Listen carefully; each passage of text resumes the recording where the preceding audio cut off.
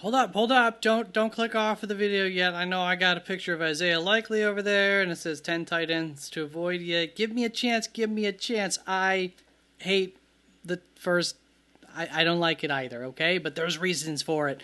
So, welcome to the Fantasy Football Forge. My name's Steve. It's time to look at 4 tight ends who I am currently avoiding based on their ADPs, their current ADPs, and 4 tight ends that I am targeting based on their ADPs or willing to take a chance on, stuff like that, based on their ADPs compared to my rankings. So, guys, there's a link down in the description to my rankings. Those get updated throughout the entirety of the offseason at that link, so go check it out. Also, the link brings you to the website, www.theFFforge.com. The plan as of the time of recording this video is that we will be doing live community drafts a couple days a week. Tuesdays and Thursday evenings is the hope, the plan. So come look out for those and then come and join us. I feel like I'm forgetting something. Do the YouTube things. That's always appreciated. Let's get into this.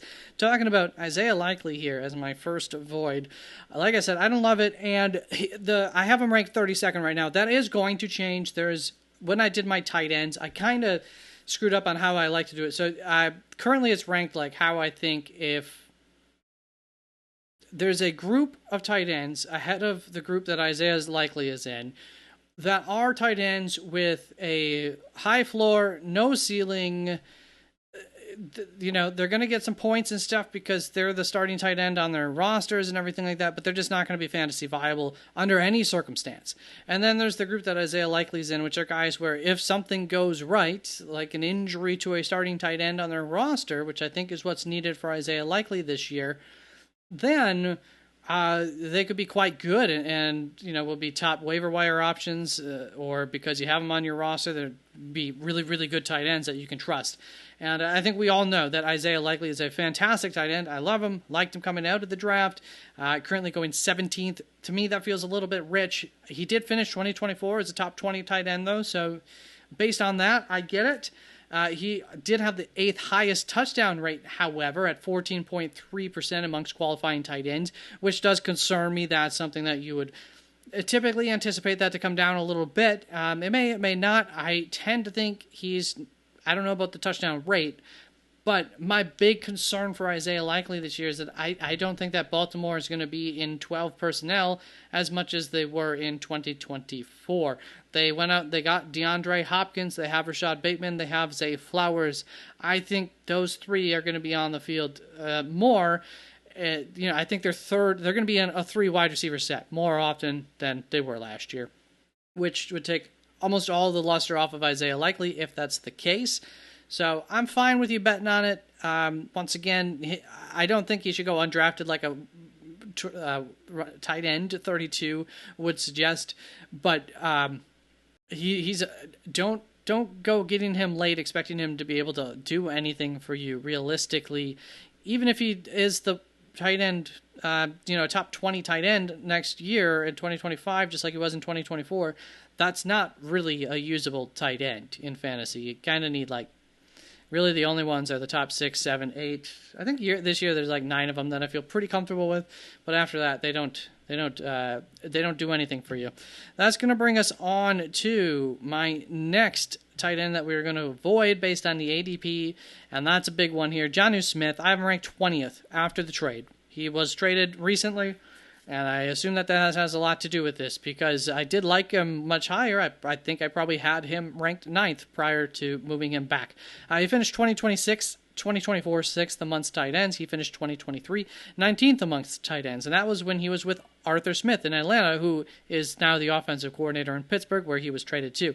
At the time of preparing for this, he was just traded to Pittsburgh. I assume that his ADP will fall. Interesting to see that he finished 19th average fantasy points per week when last with Arthur Smith. As a reminder, Kyle Pitts was in Atlanta too.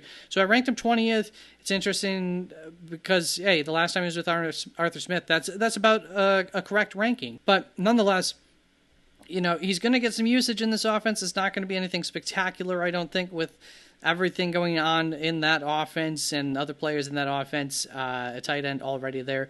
So please don't keep drafting him top 10. Yeah, that's a mistake.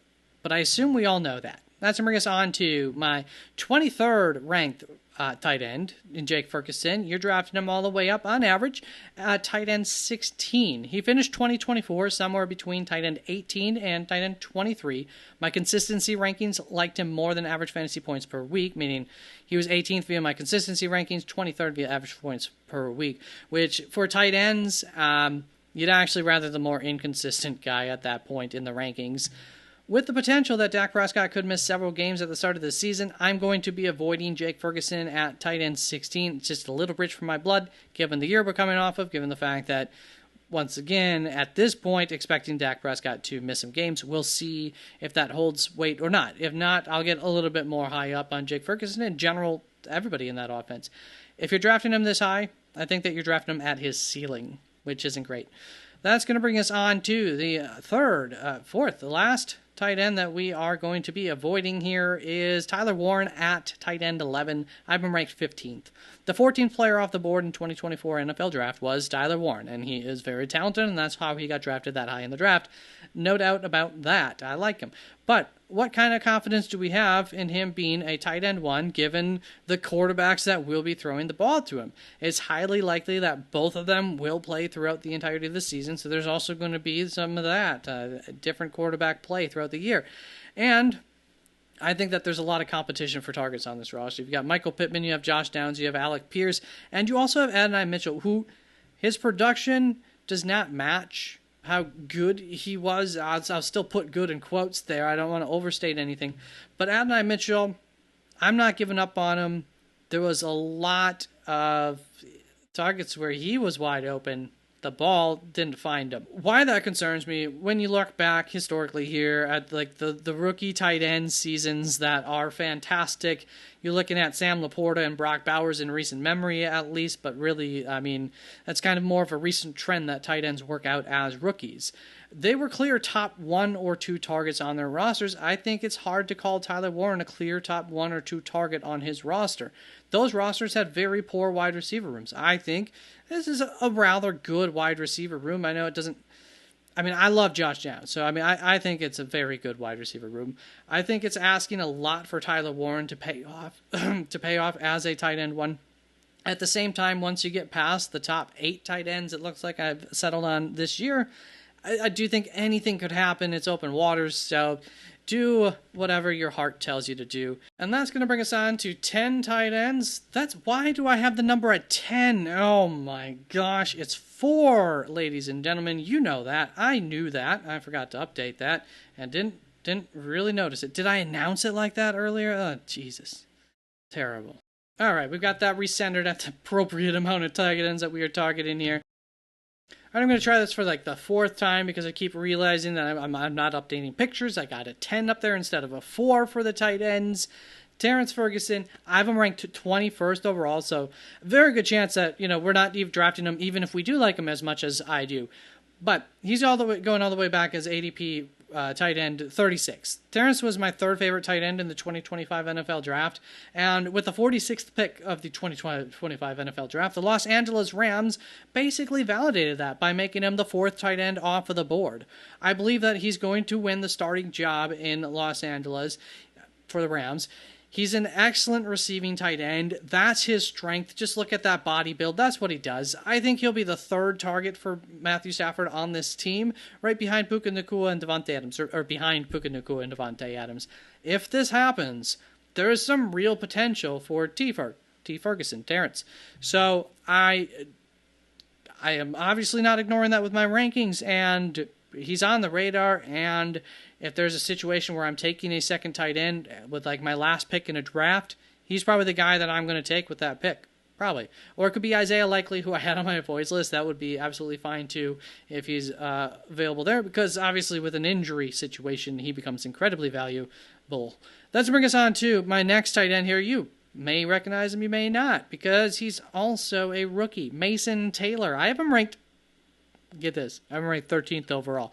Look, like I said, after those top 8 tight ends, anything can happen, and I want to take a risk on an unknown rather than taking somebody who I know is going to be the 10th tight end, because the 10th tight end is not going to help me to win games.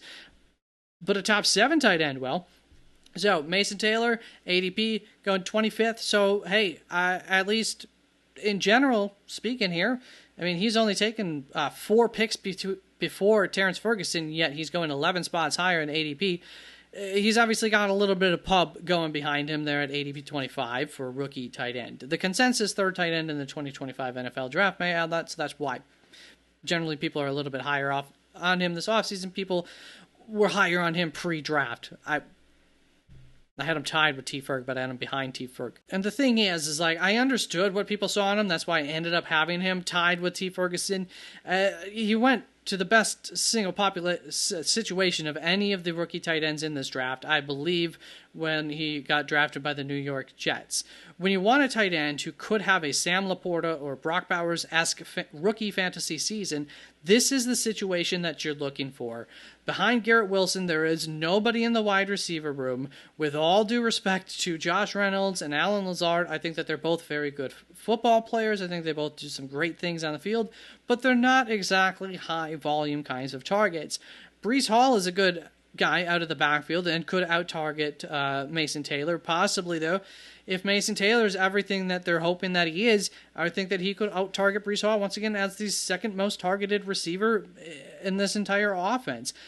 There's an opportunity for Mason Taylor, and I'm not too afraid to take a risk on that. Hopefully, probably as my second tight end, in which case I'll wait to draft him, which I can. So that's good. Additionally, a little cap, what is that? A little feather in the cap here for the situation for Mason Taylor is that we have seen Justin Fields produce a top 12 fantasy tight end in his career. His final season in Chicago 2 years ago, 2023, Cole Kmet finished as the tight end 7 on the season. So we know the quarterback can do it. We know the opportunity's there. A lot of people think that the talent's there, and I can't say I didn't see what they were seeing. So Mason Taylor, man, I think he could be the shock tight end this year over the other 2 tight ends that were drafted ahead of him and over my boy, Terrance Ferguson. That's going to bring us on to my third tight end that we are targeting here in Cade Otton. I have him ranked 16th overall, so I'm not expecting him to be a world breaker, but I do think that's potential is there. He's going currently as a 24th tight end off of the board. He finished 2024 somewhere between tight end 12 and 16. I don't really understand why we're expecting such a drastic reduction in his. Well, I get it a little bit. But, yeah, finished last year, borderline a tight end 1. The addition of Emeka Egbuka to an already loaded receiving core will probably impact his target share. So that's what I'm saying, where I didn't go where I was about to go. I do understand why some people would be afraid of him repeating last year's production. So maybe I'm a touch too high on him at tight end 16. Maybe. It's possible. But what I do have to say is that tight end 24 definitely feels too low for me. It's not like he was a touchdown machine last year. He had a total of 4 touchdowns last year. That's not too many. That's pretty average among qualifying tight ends. This is an offense that we expect to find the end zone plenty often enough, even with the offensive changes that they happen. So it's not hard to imagine a scenario where that number goes up to, 7 touchdowns, which does have a big boost to how well, a player, especially tight ends, perform along the season. Plus, Cade Otton is hitting his 4th year in stride. I think it's his 4th, maybe it's his 5th. I didn't double check that. But going off my memory, I think we're on year 4 of Cade Otton being in the NFL. And typically tight ends take 4 to 5 years for them to break out, some even longer. With an aging set of primary receivers on this roster as well, frankly, like I said, I don't understand tight end 24. It feels lower than his floor is to me. And I think there is also the opposite end of the spectrum to the Emeka Egbuka argument of him getting less targets and everything, to, once again, the other art targets are aging in this offense, and he's coming right into what could be a prime for a guy who, me included, a lot of people liked coming out of the draft. Going into, I should say, his draft season. All right, that's going to bring us on to Dalton Kincaid, who I have in my top 10. I have him ranked as my 9th tight end, which, as you remember, I said my top 8 tight ends I think are locked and loaded. It's after that the chaos can begin, and Dalton Kincaid is the one who I want to take my chance on if I don't get one of those top 8 tight ends. He is currently going ADP 14. Compared to last season, you're high on him and I'm high on him. He finished last season somewhere between tight end 17 to 19. My consistency rankings saying 17th. The average fantasy points per week saying 19th. That tells you a little bit of what kind of production he had. But yeah, last year, it was a rough second year for Dalton Kincaid in comparison to the expectation that we had for him. But that's for fantasy football. Outside of the fantasy world, he's doing well. Both his target share and his target rate are top 10 numbers among tight ends last year. His average depth of target, also a top 10 number amongst qualifying tight ends. He is 12th in air yards. He finished 13th for yak, 2nd for unrealized air yards. So there was a lot left on the cutting room floor in terms of what his production could have been last season. And it was still a good year, especially in real football. The reason that it's disappointing is because there was so much more that it could have been, and our expectations for him going into last year. All that said, the biggest reason for his poor season wasn't any of that stuff, because obviously those were good numbers. It was the lack of touchdown production. It was horrible, with just 2 total touchdowns on the season for him. I had him, I know it. But I also kept playing him because it was like, yeah, he's got the base. If you just add a touchdown to these 8 points, now we got a 14-point week from him, and I'm plenty happy with a 14-point week for my tight end. That was like every week how it felt like. When you're on one of the most potent offenses in the NFL, and you end with only 2 touchdowns, I'm expecting that there's a very good chance that number could go up the following season. I am betting on positive regression for Dalton Kincaid in 2025. He has a top 5 tight end potential, still, in my eyes at least, and I'm willing to take that higher than ADP 14, and hopefully I convinced you of, I shouldn't say hopefully, but if I've convinced you otherwise to take him higher, I hope that I'm not wrong. I hope that we don't see some bad luck again. All right, that's it, guys. Thank you very much. Those were the tight ends. Running backs, wide receivers videos should have already come out. If not, they'll look forward to those as well for targets and for fades. And peace out. Thank you very much.